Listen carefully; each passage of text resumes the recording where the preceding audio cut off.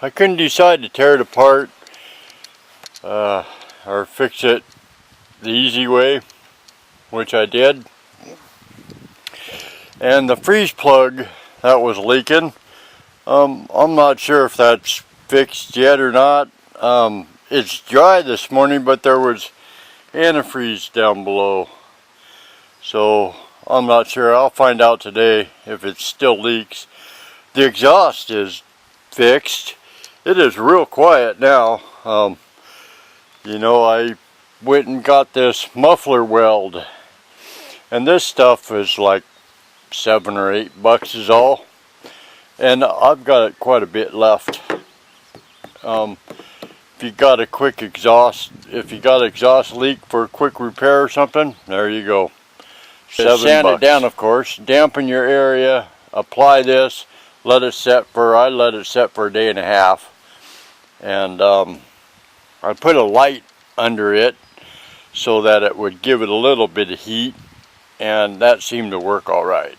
So anyways, I just thought I'd cover that. Hey, good morning there, folks. Yeah, this morning I am taking off the track bar from the 93 Jeep Wrangler, and off from the back.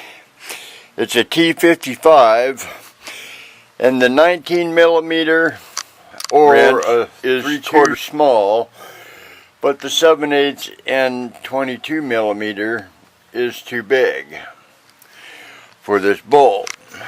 So I don't know.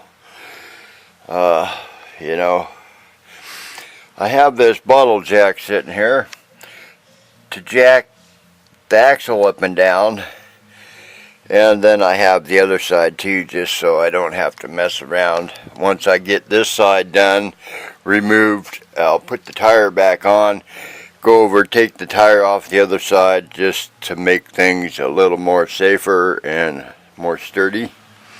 Hey, good morning, folks. Yeah, I'm working on the YJ again today. I am looking for some material that's going to make a better front bumper than this angle iron. I don't know how they got away with that, but I guess it looks okay. I don't like it. It isn't sturdy enough. You know, I had to put a bolt in here, or a nut in here. I had to hold it up with the bolt and then tack weld it. But today I'm going to be taking the stuff off the front grill here and sanding it down to paint it, and I'm going to be removing the front track bar. Yeah. Alright, I got the track bars off. Of course, the long one is for the back, and the driver's side for the front. Took the T55 star wrench and 13/16 open end, because of this. Right here's the bracket for it. You know, got to have an open end. You couldn't get a socket or nothing on the front of that. And then, of course, I had to use the torque wrench to break it loose. And then on the other side, yeah, I couldn't find an appropriate fitting wrench. I did not try the 13/16.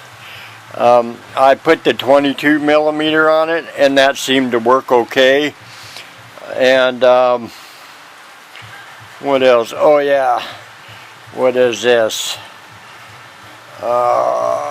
18 millimeter. And that one I just used a regular, and then I put a wrench on the end of it because the torque wrench was too long to get on that side. And then, as you can see it right there, yep, and wow, quite a bit more flex. Just by jacking it up, I can tell there's more flex. Anyways, I wanted to cover that for you. Here's what I got on the paint job so far. It's really, I guess it don't really matter. I mean, it isn't perfect, I have some color showing through. You know, and then I have some overspray.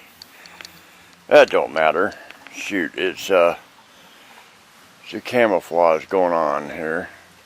And it really don't matter as long as I change it from blue. Oh yeah, blue's cool, but I'd rather have it camoed. So that's what I'm doing. Eventually, not sure how much more I'm going to do up here. I know I'm going to be removing the winch so I can get to the grill. When I get more paint, you know. And I'm going to see about removing the rubber off from here.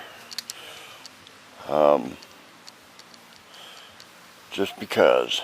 Hope I don't get a ticket. And thank you for watching. Leave a comment. Subscribe to my channel if you like what you see. I'm going to keep doing more of this.